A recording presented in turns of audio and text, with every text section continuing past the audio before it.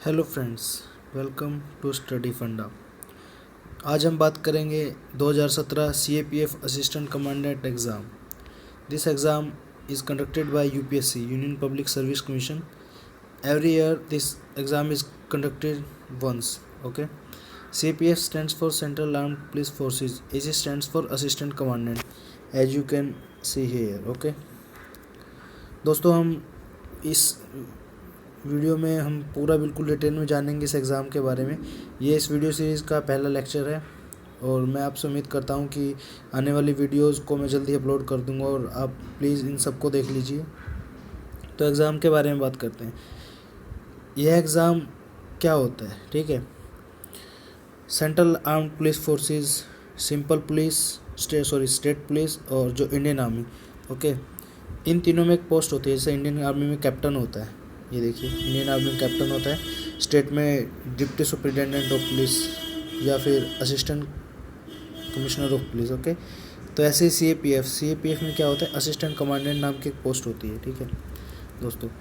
ये एक group A post है, ए ग्रुप गेजेटेड पोस्ट है। ये देखिए, जैसे आप देख सकते हैं यहाँ पे ग्रुप ए गेजेटेड, ओके।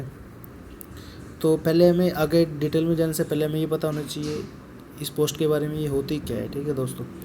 तो सेंट्रल आर्म्ड पुलिस फोर्सेस हमारी Indian army, Indian air force, Indian navy, इनके अलावा भी हमारे पास हमारे डिफेंस फोर्सेस है, ठीक है, जिनके अलग अलग फंक्शन है वो मैं आपको आने वाली वीडियोस में बताऊंगा। तो आप अभी बस ये ध्यान दीजिए, CAPF होता है क्या है।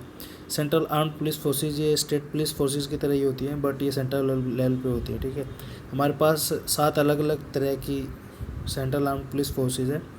उनमें से इस एग्ज़ाम में मेनली 5 फोर्सेस ही भाग लेती हैं, ठीक है। दूसरे फोर्सेस का सिलेक्शन दूसरे प्रोसीजर से होता है। तो इसके अंदर जो जो फोर्सेस आती हैं उनके बारे में थोड़ा डिस्कस कर लेंगे। सबसे पहली फोर्स है BSF होता है border security force. Then CISF central industrial security force. Then CRPF central reserve police force. Then SSB Sashastra Seema Bal. Then ITBP Indo Tibetan border police, okay. ये 5 फोर्सेस हैं। ये मेनली ये सिलेक्शन असिस्टेंट कमांडेंट इन 5 फोर्सों के हमारे UPSC CAPF assistant commandant exam के द्वारा सिलेक्ट होते हैं, ओके। चलो अब थोड़ा डिटेल में डिस्कस करते हैं असिस्टेंट कमांडेंट के बारे में। क्या होता है ये असिस्टेंट कमांडेंट, क्या इनकी सर्विसेज है, क्या इनका रोल है, क्या कुछ है, ठीक है। डिटेल में पढ़ते हैं, ठीक है। तो ये एक स्टार्टिंग गेजेटेड ऑफिसर, जब भी हम किसी डिपार्टमेंट में लगते हैं तो ये CAPF का स्टार्टिंग गेजेटेड ऑफिसर है, जब मतलब जो शुरुआत इसी से होती है, असिस्टेंट कमांडेंट से, ओके। ये एक ग्रुप पे गेजेटेड पोस्ट है। इसके आपका 6th पे कमीशन के अनुसार जो पे स्केल है वो 5400 ग्रेड पे है और ये पे बैंड 3 के अंदर आता है, जो जिसमें 15,600 टू 39,100 रुपीज़ का पे बैंड, ओके। ये एक 3 स्टार पोस्ट है दोस्तों, ठीक है। जैसे आपको पता है इंस्पेक्टर के भी 3 स्टार होते हैं, लेकिन उसमें एक शोल्डर पे एक रेड और ब्लू कलर का स्ट्रिप होता है, इसमें वो नहीं होता है। ये प्योर 3 स्टार होते हैं, ठीक है दोस्तों। ये इक्विवेलेंट है इंडियन आर्मी में कैप्टन के और स्टेट पुलिस में डिप्टी सुपरिटेंडेंट ऑफ पुलिस, जो कि आपकी लोकल पुलिस को कहते हैं, ठीक है दोस्तों। तो आप समझ गए होंगे कि ये कौन से लेवल की पोस्ट है, ठीक है। आगे हम डिस्कस करेंगे इसके डिटेल इसके बारे में कि क्या ड्यूटीज़ होती हैं, क्या इनको करना होता है। बस आप अभी तक ये समझ लीजिए कि इन 5 फोर्सेस में इनका सिलेक्शन के लिए UPSC कंडक्ट करता है इस एग्ज़ाम को, और हर साल ये एक बार होता है, ठीक है। 2017 की हम बात करेंगे, उसके बारे में डिटेल में जानेंगे हम क्या कुछ, ओके दोस्तों। हाँ जी,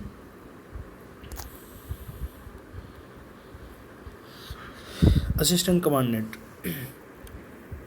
कमांडेंट वो पोस्ट होती है दोस्तों जो एक स्टार्टिंग ऑफिसर होता है किसी भी सेंट्रल आर्म्ड पुलिस फोर्सेस में, ठीक है दोस्तों। इसके आगे हम डिस्कस करेंगे इनका काम क्या होता है, क्या क्या इनको फैसिलिटीज़ दी जाती है, क्या प्रमोशन स्टांसेस हैं, कैसे आपको क्या करना होगा, ठीक है। तो एक बटालियन होती है दोस्तों, एक बटालियन में करीबन 1200 पर्सनल्स होते हैं, ठीक है। इसमें अलग अलग डेजिग्नेशंस होती हैं, जैसे कमांडेंट एक बटालियन का हेड होता है, ठीक है। क्या होता है, कमांडेंट, ओके। हाँ जी, कमांडेंट हेड होता है। देन उसके नीचे इंडियन कमांड होता है, जैसे इंडियन आर्मी में लेफ्टिनेंट कर्नल होते हैं, उसके बाद हमारे डिप्टी कमांडेंट होते हैं, देन असिस्टेंट कमांडेंट। ठीक है, तो असिस्टेंट कमांडेंट के एग्ज़ाम की बात करेंगे हम, तो इसके बारे में डिटेल में जानेंगे क्या होता है।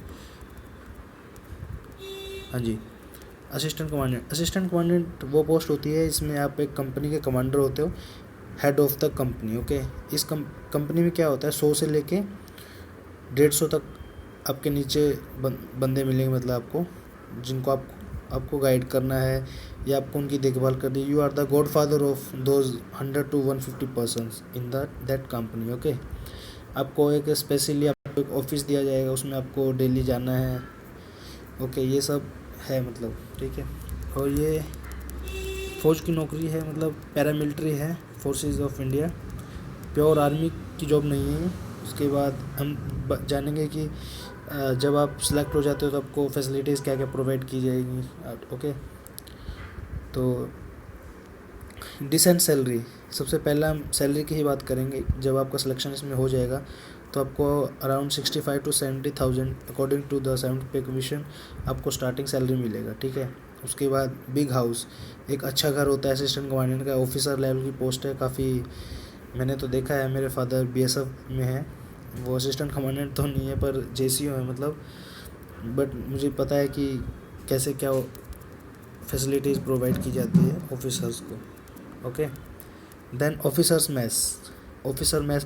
की अलग से मैस होती है, वहाँ पे आपको हर फेस्टिवल पे अलग से ऑफिसर्स को ट्रीट किया जाता है। मतलब बहुत अच्छा, मतलब जवानों से तो काफ़ी अच्छी फैसिलिटी प्रोवाइड की जाती है, बार वगैरह सब कुछ होगा, ड्रिंक वगैरह सर्व करने के लिए, ये सब चीज़ें। उसके बाद कैंटीन फैसिलिटीज़, इसमें कैंटीन फैसिलिटीज़ भी होती है ऑफिसर्स के लिए अलग से, और जवान्स के लिए कुछ लिमिट होती है, लेकिन ऑफिसर्स के लिए कुछ अलग है, मतलब ज़्यादा वो है। उसके बाद है 1 or 2 सर्वेंट परमानेंट। ओके, देखिए आपको काम करने के लिए, जैसे आपके घर पे काम करने के लिए आपको 1 या 2 सर्वेंट परमानेंट मिलेंगे, सेवादार बोलते हैं उनको। ठीक है, तो उनमें से जो वो आपके कांस्टेबल ही होंगे, आपके बटालियन के ही पर्सन होंगे। ठीक है, तो आपका वो घर का काम जो भी होगा, वो गार्डनिंग वगैरह ये सब, मतलब आपके घर में जितने भी काम होंगे सब इसके लिए आपको पर्सन प्रोवाइड किए जाएंगे। आपको कुछ नहीं करना है, आपको जस्ट ऑफिस संभालना है और अपने बटालियन को देखना है। ठीक है, उसके बाद vehicles for the border patrolling, मतलब जब आप पेट्रोलिंग पे जाओगे या ड्यूटी चेक करने जाओगे, भी जवान कर रहे हैं या नहीं कर रहे हैं, तो आपको व्हीकल प्रोवाइड किया जाएगा बटालियन के द्वारा। उसके बाद आप कैंपस के अंदर भी यूज़ कर सकते हैं व्हीकल, अगर ज़्यादा इम्पोर्टेंट है। ठीक है, तो कैंपस करीबन 300 से 400 एकर्स में होता है, काफ़ी बड़ा होता है। अच्छा लगेगा आपको जब आप उस डेजिग्नेशन पे पहुंच जाओगे। ठीक है, सबसे बड़ी बात होती है डेजिग्नेशन इन द बटालियन। आप ये लगा लीजिए, आपको 1200 बंदों में आपकी इतनी रिस्पेक्ट हो जाएगी कि कुछ भी नहीं है। हाँ, सिविल में भी बहुत रिस्पेक्ट है, क्योंकि हमारे देश में सोल्जर्स की बहुत रिस्पेक्ट की जाती है। ओके, तो अब बात करेंगे प्रमोशंस की। प्रमोशन चांसेस क्या क्या हैं, जैसे इसमें आगे क्या आपको क्या क्या फैसिलिटीज़ और मिलेंगी, और क्या बनोगे तो क्या हो जाएगा। ओके, तो प्रमोशंस की हम बात करेंगे दोस्तों। ओके, तो जो असिस्टेंट कमांडर, जो डायरेक्ट रिक्रूटमेंट होती है यूपीएससी के द्वारा, उनका हाईएस्ट लेवल होता है एडीजी। ओके, एडीजी होता है एडिशनल डायरेक्टर जनरल। ओके, इससे ऊपर होता है डायरेक्टर जनरल। डायरेक्टर जनरल हमेशा एक सेंट्रल आर्म्ड पुलिस फोर्सेस का एक आईपीएस ऑफिसर ही होता है। ठीक है दोस्तों, हाँ जी। तो इसमें जब इनकी प्रमोशन होगी, ये आईपीएस के कैडर में नहीं आएंगे, बट इनका प्रमोशन एडीजी लेवल तक पहुंच पाता है। ठीक है, और ये काफ़ी टाइम बाद, करीबन 28 से 30 साल लग जाते हैं इस लेवल पे पहुंचने में। बेसिकली जल्दी इसमें रिटायर हो जाते हैं तब तक, लेकिन अगर आप इतनी सर्विस करते हैं तो आपको एडीजी बड़ी आसानी से मिल जाएगा। ठीक है दोस्तों, सो सबसे पहले असिस्टेंट कमांडेंट कि आप जब ज्वाइन करोगे, उसके विद इन 6 ईयर्स। ओके, ये देखिए, विद इन 6 ईयर्स आपकी प्रमोशन हो जाएगी, आप बन जाओगे डिप्टी कमांडेंट। ओके, जो असिस्टेंट कमांडेंट होता है वो स्टेट की अगर बात की जाए तो डिप्टी सुपरिटेंडेंट ऑफ पुलिस के बराबर होता है। ठीक है दोस्तों, और जो डिप्टी कमांडेंट होता है 6 साल बाद आप बन जाओगे। ये नेक्स्ट प्रमोशन जैसे डीएसपी से आगे की जो होती है उसके बराबर इक्विवेलेंट हो जाओगे। ठीक है, देन आपको 5 साल लगेंगे सेकंड इन कमांड बनने में। ओके, सेकंड इन कमांड मतलब अगर आपका सीईओ आपके बटालियन में नहीं है तो ही आपके बटालियन को देखना है, मतलब इमरजेंसी में कहीं अगर चले जाते हैं तो आप ही जिम्मेदार हो अपनी बटालियन की देख रखाव के लिए।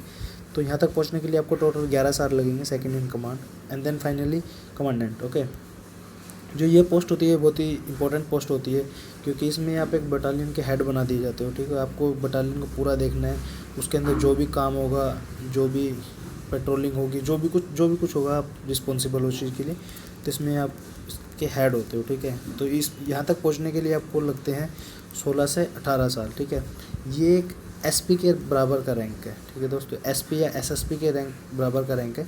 और अगर इंडियन आर्मी की बात की जाए तो एक कर्नल के बराबर का रैंक है। ठीक है दोस्तों, आर्मी में भी इतना ही टाइम लगता है, 16 से 18 साल लगते हैं, और इसमें भी इतना ही लगता है। ठीक है, इसमें बन जाओगे कमांडेंट। ठीक है, कमांडेंट के बाद आपको 3 से 4 साल लगेंगे डिप्टी इंस्पेक्टर जनरल बनने में। ओके, डिप्टी इंस्पेक्टर जनरल ये काफ़ी सीनियर्स रैंक में आ जाता है। ठीक है दोस्तों, उसके बाद 3 साल और लगेंगे आपको आईजी बनने में। उसके बाद आप आईजी के बाद, आईजी होता है इंस्पेक्टर जनरल होता है। ठीक है, उसके बाद एडिशनल डायरेक्टर जनरल, उसके बाद फिर डायरेक्टर जनरल, ये काफ़ी आगे की बातें हैं।